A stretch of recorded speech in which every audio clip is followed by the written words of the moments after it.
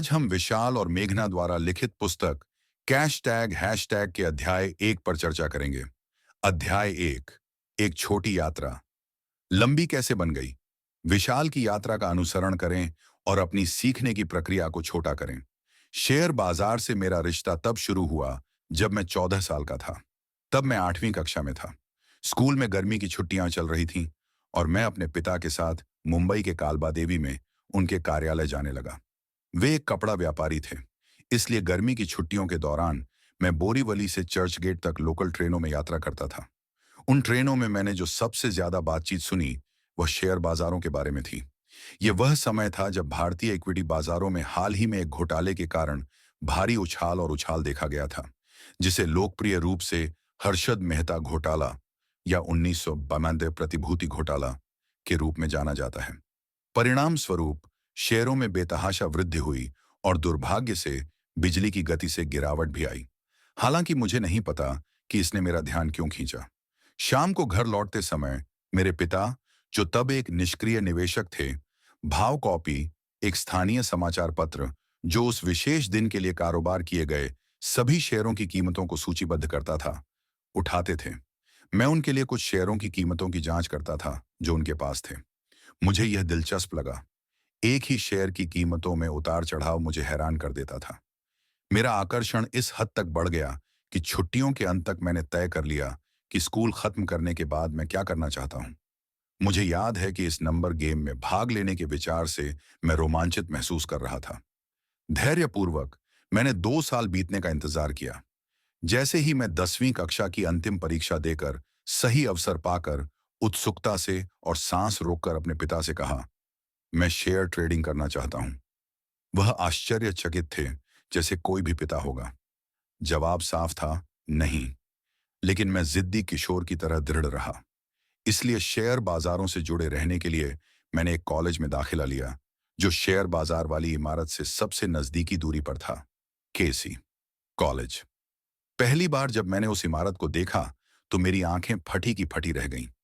मुझे वह नजारा अच्छी तरह याद है।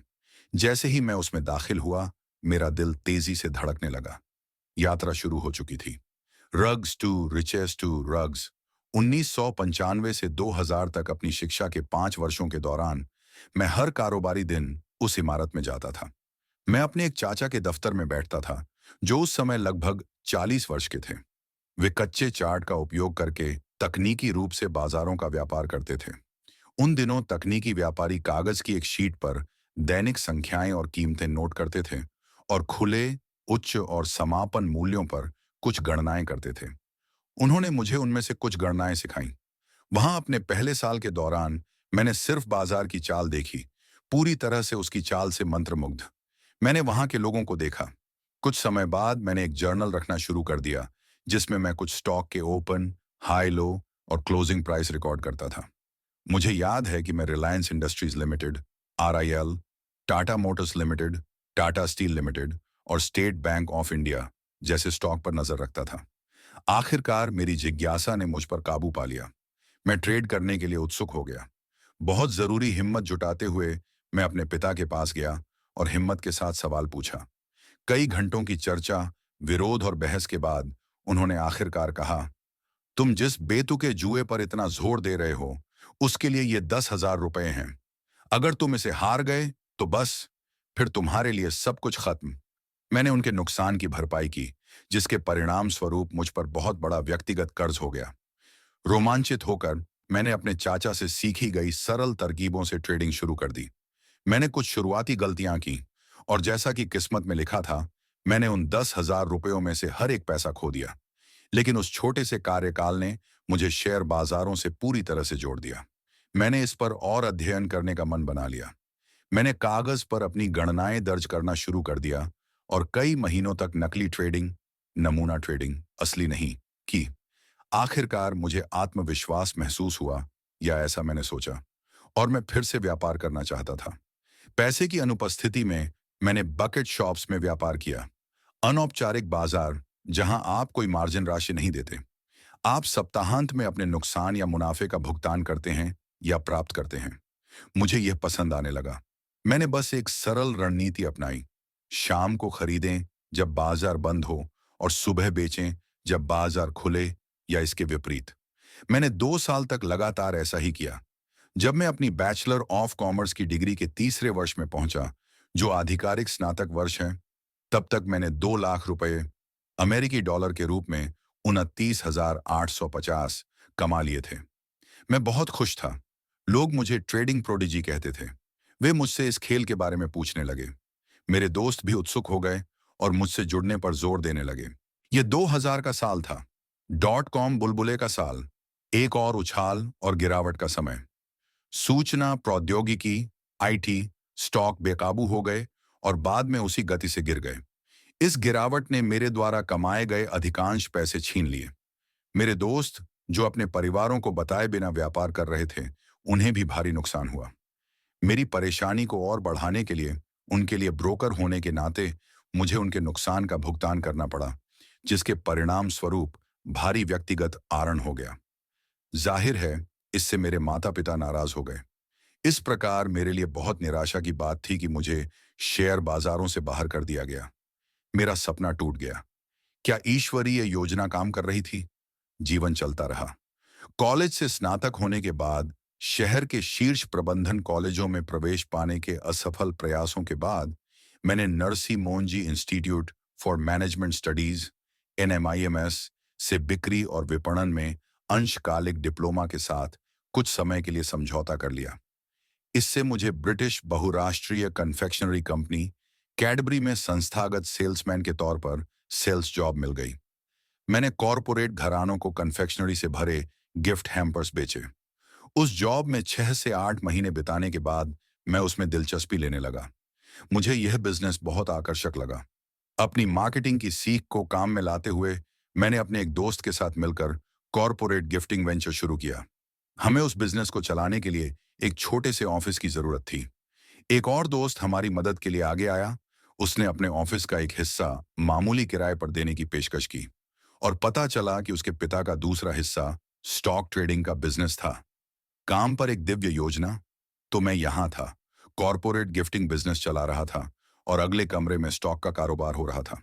ये 2004 की बात है, जब बाजार नई ऊंचाई पर पहुंचने लगे थे। मुझे अभी भी याद है कि अगले दरवाजे से आने वाली खुशी और उत्साह की आवाज सुनकर मेरा दिल तेजी से धड़क रहा था। मैं इस बार बाजार में वापस आ गया था, हमेशा के लिए। खुद से खोज करना मैंने फिर से ट्रेडिंग शुरू की, जिससे मेरे माता पिता बहुत निराश हुए।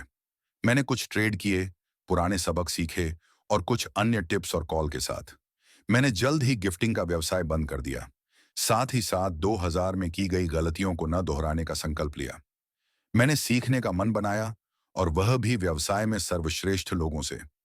मैंने बॉम्बे स्टॉक एक्सचेंज से तकनीकी विश्लेषण पाठ्यक्रम के लिए नामांकन किया, जिसे भारत के प्रसिद्ध तकनीकी विश्लेषकों में से एक डॉ. C. के. नारायण द्वारा संचालित किया गया था। अनुभाग 6 में विशेष रूप से प्रदर्शित ट्रेडिंग लीजेंड से मिले। बेहद प्रेरित होकर मैंने चार्ट पर मूल्य आंदोलन सीखना शुरू कर दिया। मुझे नहीं पता था कि मेरे लिए और भी सबक आने वाले हैं। मैं अपने नए अर्जित ज्ञान के साथ ट्रेडिंग कर रहा था।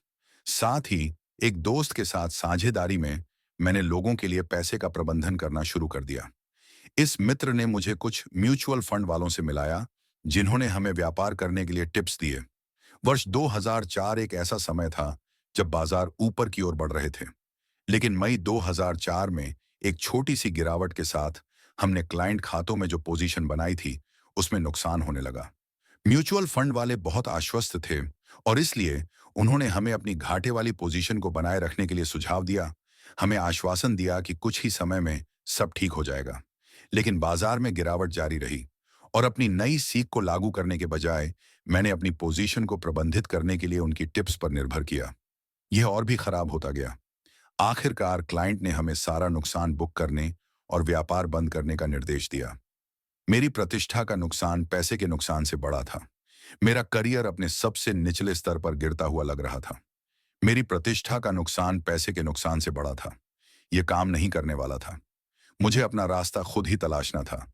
एक ऐसा रास्ता जो मुझे फिर से असफलता की ओर न ले जाए।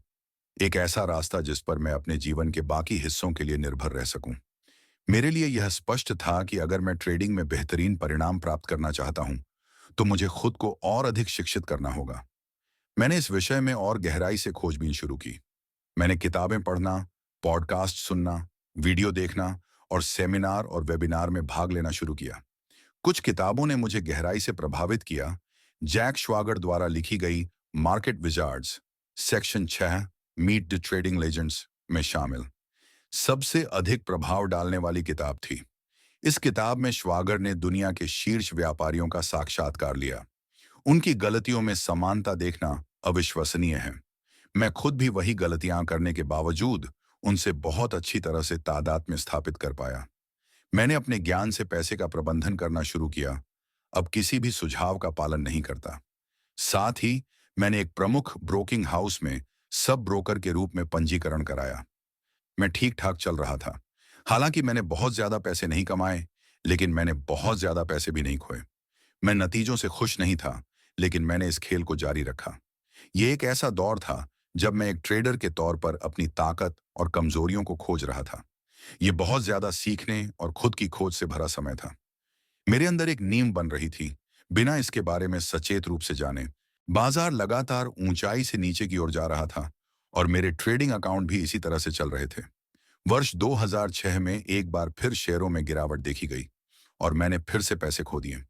उस समय मुझे पैसे कमाना और उन्हें बनाए रखना रहस्यमय लगा।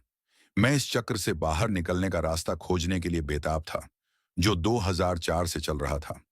मैंने अपने विश्लेषण में गहराई से जाना। मैं क्या चूक रहा था? मुझे इसका हल निकालना था। वर्ष 2008 का बाजार पतन, निर्णायक क्षण। मैंने अपनी सीख को और तेज किया। विशेषज्ञों से सीखने का कोई मौका नहीं छोड़ा। मैंने उन उपकरणों पर विस्तार से शोध किया जो मुझे पसंद थे।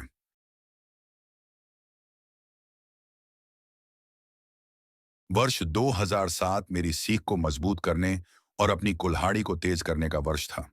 उस समय बाजार एक बार फिर अपने उच्चतम स्तर पर कारोबार कर रहे थे। सेंसेक्स 4000 से 21,000 और निफ्टी 2005 से 6,300 पर पहुंच गया था। तब तक मुझे धीरे धीरे अपने विश्लेषण पर भरोसा होने लगा था। मैंने विश्लेषण की रिपोर्ट प्रकाशित करना शुरू कर दिया था। अधिक ट्रेडिंग पुस्तकें, ऑनलाइन। अपने तत्कालीन ज्ञान के आधार पर मैंने देखा कि बाजार की गति कमजोर हो रही थी। वैश्विक बाजारों ने पहले ही खुद को सही करना शुरू कर दिया था, लेकिन भारतीय बाजार अभी भी ऊपर की ओर बढ़ रहे थे। यह मुख्य रूप से मिड कैप और स्मॉल कैप शेयरों में पैदा हुए अपार उत्साह के कारण था, खासकर Reliance power initial public offering के कारण, जो हाल ही में स्टॉक एक्सचेंजों में सूचीबद्ध हुई थी। उत्साह की सीमा इतनी तीव्र थी कि पान वाले, सुपारी और अन्य जलपान बेचने वाले व्यक्ति और चाय वाले, चाय कॉफी बेचने वाले व्यक्ति सहित हर व्यक्ति डीमैट खाता खोलने के फॉर्म मांगता हुआ सुना गया। हर कोई उन्माद में शामिल होना चाहता था। वे सभी शेयर खरीदना चाहते थे। इस मांग ने शेयर की कीमतों को खतरे के क्षेत्र में पहुंचा दिया। बाजारों में रुझान में बड़े बदलाव की उम्मीद थी। मैंने अपने विश्लेषण की रिपोर्ट बनाई, जो मेरी हताशा का कारण बनी। फिर भी मैं इसे ऑनलाइन प्रकाशित करने का साहस नहीं जुटा पाया, क्योंकि मेरा उपहास उड़ाया जाएगा। शायद मुझे ऐसा इसलिए लगा क्योंकि मैं उस समय तकनीकी बिरादरी में एक जाना माना नाम नहीं था। मेरे पास कोई वेबसाइट नहीं थी या मैं कोई प्रशिक्षण संस्थान नहीं चलाता था। न ही मुझे कभी मीडिया द्वारा अपनी राय साझा करने के लिए आमंत्रित किया गया था। इन चीजों ने मुझे उस समय अपनी कट्टरपंथी राय प्रकाशित करने से रोक दिया। 12 जनवरी 2008 को तकनीकी विश्लेषण के प्रसिद्ध गुरु मार्टिन प्रिंग एक कार्यशाला आयोजित करने के लिए भारत आए। मैंने उनकी किताबें पढ़ी थीं और मुझे वे बहुत पसंद आए। तकनीकी विश्लेषण पर सबसे अच्छी सामग्री लिखने के बाद वे आज तक इस क्षेत्र के कुछ महान प्रशिक्षकों में से एक हैं। सेमिनार के अंत में एक प्रतिभागी ने उनसे पूछा, भारतीय इक्विटी बाजारों के बारे में आपकी क्या राय है? उन्होंने दुनिया के बाजारों के चार्ट खोले, संयुक्त राज्य, अमेरिका, एशिया और फिर भारत, और लापरवाही से उल्लेख किया कि भारतीय बाजार कभी भी कम से कम 15 से 20% तक सही हो सकते हैं। यह कथन मेरे कानों के लिए संगीत था। यहां मेरे विश्लेषण की पुष्टि थी। मैंने आगे बढ़कर रिपोर्ट प्रकाशित की। कुछ ही दिनों में बाजार 6,000 से 5,500 तक गिर गया। यह मेरे जीवन का महत्वपूर्ण मोड़ था। आखिरकार मेरे जीवन में पहली बार बाजार में गिरावट ने मुझे खुशी का एहसास कराया। मार्टिन प्रिंग सेमिनार से अपने विश्लेषण की पुष्टि के साथ लौटने पर मैंने तुरंत अपने सहकर्मियों के साथ ये अनुभव साझा किया, जिन्होंने ब्रोकर के कार्यालय में मेरे साथ ट्रेडिंग स्पेस पुल किया था। उनमें से कुछ अधिक ट्रेडिंग पुस्तकें स्वामित्व वाले व्यापारी थे, जबकि अन्य लोगों के लिए पैसे का प्रबंधन करते थे। मैंने उन्हें सलाह दी कि वे जल्द से जल्द उपलब्ध अवसर पर अपनी स्थिति कम करें, लेकिन उन्होंने ऐसा करने से साफ इनकार कर दिया। ऐसा लगता है कि उन्हें पूरा भरोसा है कि सूचकांक जल्द ही नई ऊंचाइयों को छू लेंगे। लेकिन जैसा कि किस्मत में लिखा था, 21 जनवरी 2008 को बाजार 10% तक गिर गया। फिर 22 जनवरी को वे 1 और 10% नीचे चले गए। सड़क के उस पार न केवल भारत में बल्कि दुनिया भर में खून खराबा हुआ, क्योंकि वैश्विक सूचकांक भी उसी तरह गिर गए। लोगों ने भारी मात्रा में पैसा खो दिया, जिसमें मेरे दोस्त और सहकर्मी भी शामिल थे। काम पर ये 2 दिन बहुत मुश्किल भरे थे। मैं एक बदलाव के लिए आपदा से बच गया, क्योंकि मेरे पास लॉन्ग साइड में कोई पोजीशन नहीं थी। ये मेरे लिए एक यूरेका पल की तरह लगा। यह 1 दशक से भी अधिक समय में पहली बार था जब मैंने बाजार में गिरावट के कारण पैसा नहीं खोया। दुर्घटना के 4 दिन बाद 26 जनवरी 2008 को भारत के गणतंत्र दिवस पर मुझे खबर मिली कि मेरे एक सहकर्मी धीरज, उनकी गोपनीयता की रक्षा के लिए उनका नाम बदल दिया गया है, ने आत्महत्या कर ली है। वह केवल 33 वर्ष के थे। उनका परिवार तबाह हो गया था। यह पता चला कि दुर्घटना के कारण उन्हें जो नुकसान हुआ था, वह उनकी भरपाई करने की क्षमता से परे था। अगले कुछ दिनों तक काम पर जाना मुश्किल था। मेरी नींद और भूख दोनों चली गई। यह विचार मुझे हर समय सताता रहा कि मेरे सहकर्मी धीरज की तरह दुनिया में ऐसे कई और लोग होंगे जिनका यही हश्र हुआ होगा। इसने मुझे सोचने पर मजबूर कर दिया। क्या शेयर बाजार केवल पैसे का खेल है, या यह उससे कहीं ज्यादा है? मुझे लगता है कि यह जीवन का खेल है। तब मुझे एहसास हुआ कि पिछले 10 सालों में मैंने जो भी ज्ञान इकट्ठा किया था, शेयर बाजारों में तमाम गलतियां की थीं, उसका एक बड़ा उद्देश्य था। जनवरी 2008 में मैंने तय किया कि मैं अपने ज्ञान को ज्यादा से ज्यादा लोगों के साथ साझा करूंगा। इसी वजह से मलकांसव्यू का जन्म हुआ।